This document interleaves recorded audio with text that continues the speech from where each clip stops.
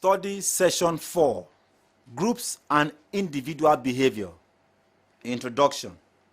Simply being in the presence of other people can have a variety of interesting effects on our behavior. In this study session, you will learn about how a group affects your performance on something with which you are very familiar. For example, taking a test in a class. We will also discuss what happens when responsibility for an outcome is spread among the members of a group. Learning outcomes. When you have studied this session, you should be able to explain social facilitation, discuss social loafing, and point out de-individuation. Social facilitation. Sometimes, being part of a group or just being in the presence of other people can increase performance. This effect is called social facilitation. However, the presence of others enhances performance only on well-learned simple tasks, but complicates. Thus, presence of others can sometimes hinder performance. The presence of others can then mean one of two things. 1. Performing a task with co-workers who are doing the same thing as you are. Or 2. Performing a task in front of an audience that is not doing anything but observing you. Robert Zajonc, 1965, offered an elegant theoretical explanation for why the presence of others facilitates a well-learned response but inhibits a less practiced or new response. His argument has 2 steps. First, the presence of others increases psychological arousal. That is, our bodies become more energized. And second, when such arousal exists, it is easier to do something that is simple, but harder to do something complex or learn something new. For example, this applies to a behavior that is second nature to you, such as riding a bicycle or writing your name. Arousal caused by the presence of other people watching you should make it even easier to perform this well-learned task.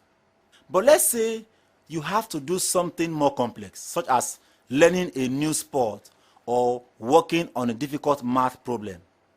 Now, arousal will lead you to feel flustered and do less well than if you were alone. Social facilitation is the tendency for people to do better on simple tasks and worse on complex tasks when they are in the presence of others, and that individual performance can be evaluated. Why does the presence of others lead to arousal? The first explanation suggests that the presence of other people makes us more alert. When we are by ourselves reading a book, we don't have to pay attention to anything but the book. When someone else is in the room, however, we have to be alert to the possibility that he or she will do something that requires us to respond. This alertness causes mild arousal. The second explanation focuses on the fact that people are often concerned about how other people are evaluating them. When other people can see how you are doing, the stakes are raised. You know that other people are evaluating you. Thus, you feel embarrassed if you do poorly and pleased if you do well. This concern about being judged is called evaluation apprehension and can cause mild arousal. According to this view, it is not the mere presence of others, but the presence of others who are evaluating us that causes arousal and subsequent social facilitation. The third explanation centers on how distracting other people can be. The arousal produced by being allowed to work with your classmates should improve your performance. But when you study for an exam, that is, when you learn new material, you should do so by being away from other people. In this situation, the arousal caused by others will make it more difficult to concentrate. Social loafing. Social loafing is a tendency to work less hard when responsibility for an outcome is spread over a group's members. One way to prevent social loafing is to instill a sense of importance and responsibility in each person, even if the work is boring or if the member's contribution is anonymous. Making the task attractive also reduces social loafing, as does knowing that individual as well as group performance will be evaluated. Although working in groups may lead some people to indulge in social loafing, it may nevertheless lead others to engage in social compensation, working harder than they do when alone. Social compensation usually occurs when some members of the group see the task to be done as important, but don't expect that other members will pull their weight. For example, in the case of unkept dishes earlier mentioned, social compensation occurs when someone finally washes the dishes or cleans the bathroom. The mess bothers someone enough that he or she cleans it all up, but the person who tackles the task is doing more than his or her shares. The tendency for people to do worse on simple tasks, but better on complex tasks when they are in the presence of others and that individual performance cannot be evaluated is referred to as social loafing. Social loafing in groups has since been found on a variety of simple tasks such as clapping your hands, cheering loudly, and thinking of as many uses for an object as you can. In complex tasks, when the performance in a group cannot be identified, people become more relaxed. When people are not worried about being evaluated, they are more relaxed and thus should be less likely to clean up on a difficult task and do it better as a result. Sharing responsibility with others reduces the amount of effort that people put into more complex but model tasks, such as swimming in a relay race, cognitive tasks such as evaluating a poem, editorial, or job, according to Weldon and Gargano, 1988, or generating uses for objects and enduring real-world behaviors, such as working on collective farms. When others are there to pick up the slack, people slack off. Social loafing is less likely to occur when one of the following conditions is present. 1. People believe that their own performance can be identified and thus evaluated by themselves and others. 2. The task is important or meaningful to those performing it. 3. People believe that their own efforts are necessary for a successful outcome. 4. The group expects to be punished for poor performance. 5. The group is small. And 6. The group is cohesive. That is, membership in the group is valuable and important to the members, and the individuals like each other. From the foregoing, you need to know two things to predict whether the presence of others will help or hinder your performance. Firstly, whether your individual efforts can be evaluated, and secondly, whether the task is simple or complex. If your performance can be evaluated, the presence of others will make you alert and aroused. This will lead to social facilitation effects. If your efforts cannot be evaluated, that is, you are one cog in a machine, you are likely to become more relaxed. This leads to social loafing. These findings have numerous implications for the way in which groups should be organized.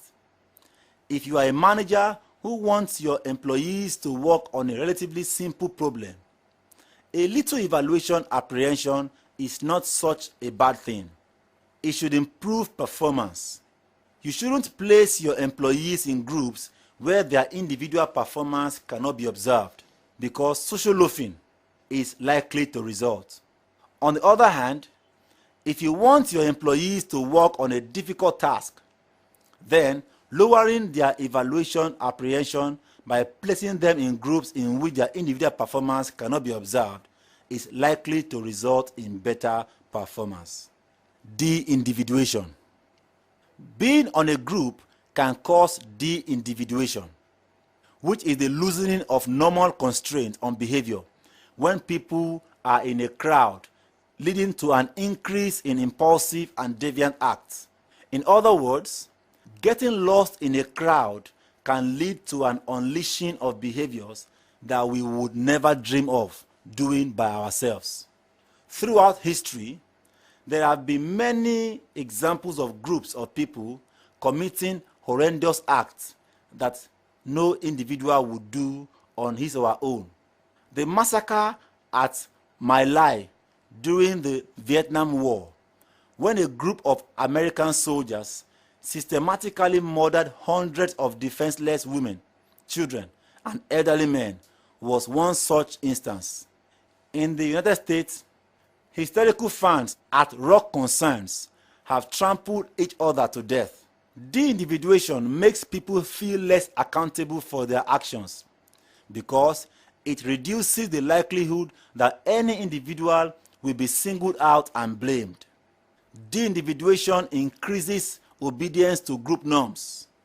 Sometimes, the norms of a specific group of which we are members conflict with the norms of other groups or of society at large. When group members are together and de-individuated, they are more likely to act according to the group norms than the other norms.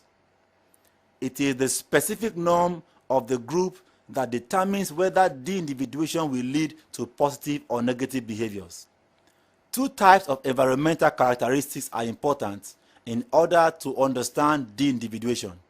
They are accountability areas and attention cues. Accountability cues. These affect the individual's cost-reward calculations.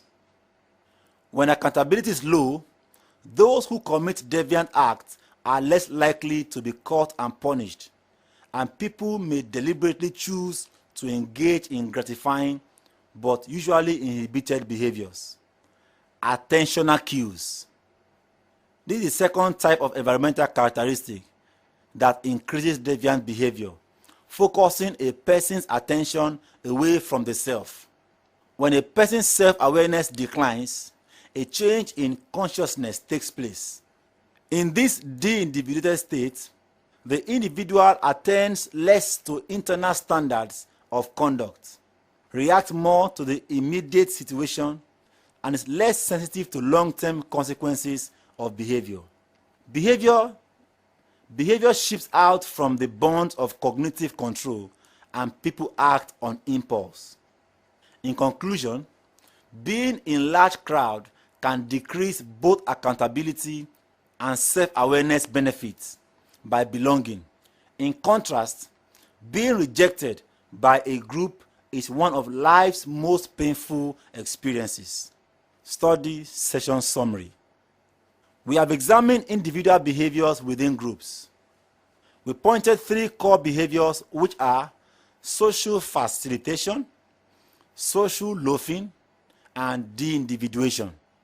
Sometimes, being part of a group or just being in the presence of other people can increase performance. This effect is called social facilitation. The tendency for people to do worse on simple tasks, but better on complex tasks when they are in the presence of others and their individual performance cannot be evaluated is referred to as social loafing. Being in a group can cause de-individuation. De-individuation makes people feel less accountable for their actions because it reduces the likelihood that any individual will be singled out and blamed. De-individuation increases obedience to group norms. Attentional cues and accountability cues are important environmental characteristics that enable us to understand de-individuation. Being in a large crowd can decrease both accountability and self-awareness. End of study session 4. Thank you for listening.